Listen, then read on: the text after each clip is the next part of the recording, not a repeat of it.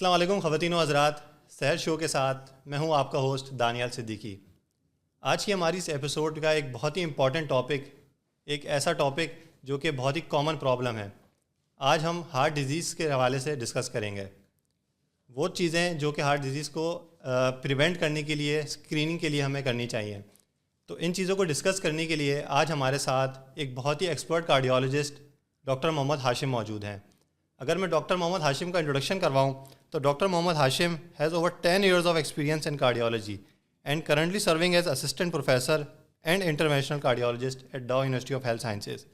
آپ MBBS degree کے علاوہ FCPS کارڈیولوجی، فیلوشپ ان انٹرونشنل کارڈیولوجی کے بھی حامل ہیں۔ اس کے علاوہ آپ اینجیوگرافی، اینجیوپلاسٹی اور ولوپلاسٹی کے سر انجام بھی دے رہے ہیں سروسز۔ السلام علیکم ڈاکٹر صاحب، ویلکم ٹو دا شو۔ وعلیکم السلام، thank you very much for having me. کیسے ہیں ڈاکٹر صاحب، آپ خیریت سے ہیں؟ الحمدللہ، اللہ کا لاکھ لاکھ شکر۔ اچھا ڈاکٹر صاحب، آج کے ٹاپک کو ہم اگر ڈسکس کریں تو ایک بہت ہی کامن سا سوال جو کہ ایک عام انسان کے ذہن میں آتا ہے کہ یہ پریونٹیو کارڈیولوجی ہے کیا؟ اچھا، آپ نے سنا ہوگا کہ prevention is better than cure, یا احتیاط علاج سے بہتر ہے۔ تو ڈیزیز سے بچا کیسے جانا ہے، یہ بہت ایک امپورٹنٹ چیز ہے۔ اگر ہم احتیاط کریں تو ہم جو ہے بیماری سے بچ سکتے ہیں۔ دنیا بھر میں جو ہے جو ڈیولپ کنٹریز ہیں وہاں پہ یہ پریونٹیو کارڈیولوجی یا پریونٹیو میڈیسن کے پراپر ڈیولپڈ ڈپارٹمنٹس ہیں، جن میں وہ ایسے احتیاطی تدابیر اور وہ لائے عمل بتاتے ہیں جس سے آپ بیماری سے آسانی سے بچ سکتے ہیں۔ لیکن انفارچونیٹلی ہمارے ملک میں یہ ڈپارٹمنٹس اتنے ڈیولپ نہیں ہو سکے۔ تو کارڈیو ویسکولر ڈیزیز جو ہے یا دل کی بیماریاں جو ہے وہ بہت، ایک تو مشکل بھی ہیں، دوسرا بہت زیادہ مہنگی بھی ہیں، ایکسپینسو بھی ہیں۔ ایک دفعہ اگر آپ کو کارڈیو ویسکولر ڈیزیز ہو جائے تو زندگی بھر آپ کو دوائیاں لینی ہوں گی اور آپ کی ایک پریشانی کا جو ہے وہ سلسلہ چلتا رہے گا۔ لیکن اس بیماری سے کیسے بچنا ہے اور کتنا بچ سکتے ہیں ہم، اسی کو کہتے ہیں پریونٹیو کارڈیولوجی۔ اور اگر ہم ایک جو ورلڈ ہیلتھ آرگنائزیشن یا جو صحت کے مختلف آرگنائزیشنز ہیں، انہوں نے ایک لائے عمل بتائی ہوئی ہے کہ آپ کارڈیو ویسکولر ڈیزیز سے کیسے بچ سکتے ہیں، اگر ہم ان پہ ایڈیئر ہوں، ان پہ عمل کریں تو ہم بآسانی جو ہے وہ دل کی بیماریوں سے جو ہے وہ بچ سکتے ہیں۔ اچھا ڈاکٹر صاحب، جیسا آپ نے بتایا کہ کچھ گائیڈ لائنز ہیں جن کو اگر ہم فالو کریں تو ہم ان سب چیزوں سے بچ سکتے ہیں، تو سر اگر ہم اس کو فالو کریں تو کتنے % چانسز ہیں کہ ہم اس بیماری سے بچ جائیں گے؟ اچھا، ہمارے یہاں کی تو ایسی کوئی ایز سچ اسٹیبلش اسٹڈیز نہیں ہیں جو کہ پبلش ہوئی ہوں۔ یہ ساری اسٹڈیز جو ہے وہ امریکہ کی ہیں، اور وہاں کی جو پبلش اسٹڈیز ہیں اس میں یہ ہے کہ 80% جو ہے وہ کارڈیو ویسکولر ڈیزیز جو ہے وہ پریونٹیبل ہے۔ دیٹس امیزنگ، یعنی کہ ہم ایک طرح سے اتنے جو بڑی عوام جو کہ اس بیماری کا شکار ہے، دل کی بیماری کا شکار ہے، تو ہم بہت بڑے برڈن کو ہم کم کر سکتے ہیں۔ یقیناً اس سے سوسائٹی پہ بھی ہیلپ ملے گا، اسٹیٹ کو بھی جو ہے جتنے جو ریسورسز یوز ہو رہے ہیں کارڈیو ویسکولر ڈیزیز میں۔ آپ کو پتہ ہی ہے کارڈیو ویسکولر ڈیزیز جو ہے یہ ایک ایسی بیماری ہے جو کہ بہت زیادہ ایکسپینسو ہے۔ کینسر کے بعد کہتے ہیں کارڈیو ویسکولر ڈیزیز جو ہے وہ کافی ایکسپینسو ہے، تو اس پہ جو ہے ریسورسز کا جو اس پہ خرچ ہو رہا ہے وہ کافی حد تک بچا جا سکتا ہے۔ اچھا ڈاکٹر صاحب، جو پیشنٹ آپ کے پاس آتا ہے یا کوئی عام انسان کی اگر ہم بات کریں تو ہم اس کو کس طرح سے کیٹیگرائز کر سکتے ہیں کہ اس کو زیادہ رسک ہے یا اس کو کم رسک ہے، یا یہ بہت ہی زیادہ بیماری کی طرف جا چکا ہے، تو ہم کس بیسس پہ ہم اس کو کیٹیگرائز کر رہے ہوتے ہیں؟ بہت اچھا سوال کیا آپ نے۔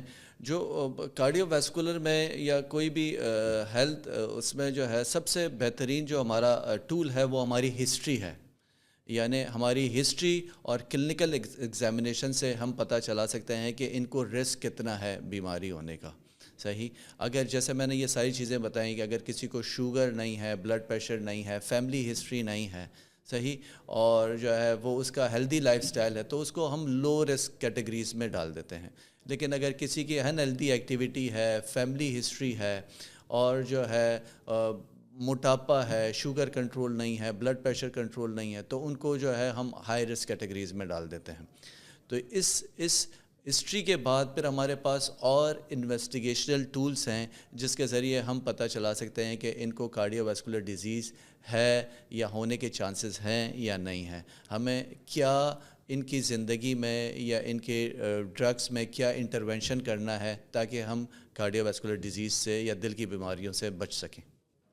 اچھا ڈاکٹر صاحب، جیسے کہ آپ نے بھی بتایا کہ فیملی ہسٹری بھی بہت میٹر کرتی ہے، تو ہم فیملی ہسٹری کو کس طرح سے میجر کر رہے ہوتے ہیں؟ یعنی کہ ہم فوراً امیجیٹس کو دیکھ رہے ہوتے ہیں یا ہم بہت ہی اوپر تک اپنی ہائرکی کو دیکھ رہے ہوتے ہیں؟ ہم کس طرح سے اس کو میجر کر رہے ہوتے ہیں؟ فیملی ہسٹری میں جو سب سے زیادہ امپورٹنٹ ہے وہ ایک مسکنسیپشن ہے کہ کسی کے دادا یا پردادا ان کو بھی آپ لے لیتے ہیں کہ فیملی ہسٹری میں ایسا نہیں. فیملی ہسٹری میں صرف اور صرف فرسٹ ڈگری ریلیٹیو کو لیا جاتا ہے، جس میں بھائی بہن ہو یا والد والدہ، ان میں سے اگر کسی کو دل کی بیماری ہوئی ہو تو وہ کہتے ہیں فیملی ہسٹری پازیٹیو ہے. اب اس میں بھی ایک ایج لمٹ رکھا گیا ہے. اگر میل ممبرس کو ہارٹ اٹیک ہوتا ہے لیس دین، کبھی اسے 55 کہتے ہیں کبھی 45 کہتے ہیں، اگر لیس دین 45 ایئرس آف ایج میں اگر میل ممبرس کو ہوا ہو تو یہ ہائی رسک فیملی ہسٹری ہو جائے گی. اگر فیمیلس کو لیس دین 55 ایئرس آف ایج میں ہوا ہو تو یہ بھی ہائی رسک ہو جائے گا. صحیح. اچھا ڈاکٹر صاحب، یہ سب تو ہم نے باتیں کر لی کہ ہسٹری ہو گئی ہے. کوئی عام انسان اگر اس کو میجر کرنا چاہے تو ہمارے پاس کوئی ٹولز ہوتے ہیں کہ جس کی بیسس پہ ہم یہ میجر کر سکیں کہ اس انسان میں، اس شخص میں کتنا کارڈیو ویسکولر ڈیزیز ہونے کے چانسز ہیں؟ بالکل ٹولز ہیں. ایک تو یہ ہے کہ پیشنٹ کا جو ہے وہ آپ میٹابولک سنڈروم ہم دیکھتے ہیں. میٹابولک سنڈروم میں یہ ہے کہ اس کے ڈفرینٹ 5 پیرامیٹرز ہیں. وہ پیرامیٹرز دیکھ کے ہم ڈیسائیڈ کرتے ہیں کہ کیا یہ پیشنٹ جو ہے، یہ جو مریض ہے، یہ میٹابولک سنڈروم میں تو لائی نہیں کرتا. جو بھی میٹابولک سنڈروم میں لائی کریں گے ان کو کارڈیو ویسکولر ڈیزیز ہونے کے چانسز ڈبل یا ٹرپل ہوتے ہیں. اب اس میں کیا ہے، ان کا بلڈ شوگر کنٹرول نہ ہو یا ان کا کولیسٹرول کنٹرول نہ ہو یا کولیسٹرول ڈسلپیڈیمیا ہو، بلڈ پریشر کنٹرول نہ ہو اور ان کو موٹاپا ہو.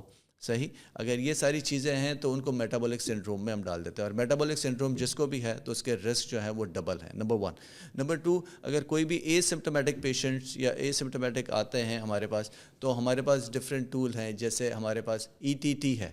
ETT کر کے ہم بتا سکتے ہیں کہ ان کو جو ہے سب سے پہلے تو ECG میں اگر کوئی چینجز نہیں ہے تو ہم ETT کر سکتے ہیں.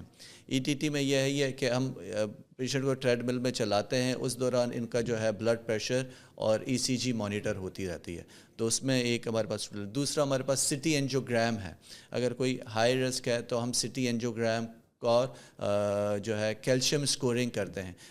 ان ٹول سے ہمیں پتہ چل سکتا ہے کہ پیشنٹ کو جو ہے وہ کارڈیو ویسکولر ڈیزیز ہونے کے چانسز کیا ہیں اور ہمیں کوئی انٹرونشن کرنا ہے یا نہیں. صحیح. ڈاکٹر صاحب، یہ ساری چیزیں تو جیسے ٹولز ہو گئیں، تو اگر ہم ایک عام انسان کی بات کریں کہ وہ اگر اپنے آپ کو چیک کرنا چاہ رہا ہے کہ وہ اگر دل کی بیماری کی طرف جا رہا ہے یا نہیں، تو ایک عام انسان وہ کیا چیزیں ہیں جن کو دیکھ کے بتا سکتا ہے یا محسوس کر سکتا ہے کہ اس کو اپنے لائف سٹائل کو چینج کرنا چاہیے یا وہ دل کی بیماری کی طرف جا رہا ہے؟ اچھا، وہی ہیلدی لائف اسٹائل جو ہے نا وہ سب سے زیادہ ضروری ہے. ایز سچ تو کوئی ایسا ٹول نہیں ہے جس سے انسان کو خود پتہ چل جائے کہ مجھے دل کی بیماری کی طرف میں جا رہا ہوں یا دل کی بیماری مجھے ہونی ہے. دل کی بیماری تو الٹیمیٹلی ایک سرٹن ایج میں ہوتی ہے. یہ جو دل کی شریانوں کی یا ہارٹ اٹیک جو ہے، یہ کہتے ہیں جب ہم انٹرا یوٹرائن لائف میں یا ماں کے پیٹ میں ہوتے ہیں تب سے ہی ہماری شریانوں میں کولیسٹرول ڈپازٹ ہونا شروع ہو جاتا ہے. ایک ایج کے بعد، ایک سرٹن ایج کے بعد جو ہے یہ ایکسلریٹڈ ہوتا ہے ڈیزیز پروسیس، جیسے 40 سال کے بعد. لیکن ڈیزیز تو کسی کو بھی ہو سکتی ہے.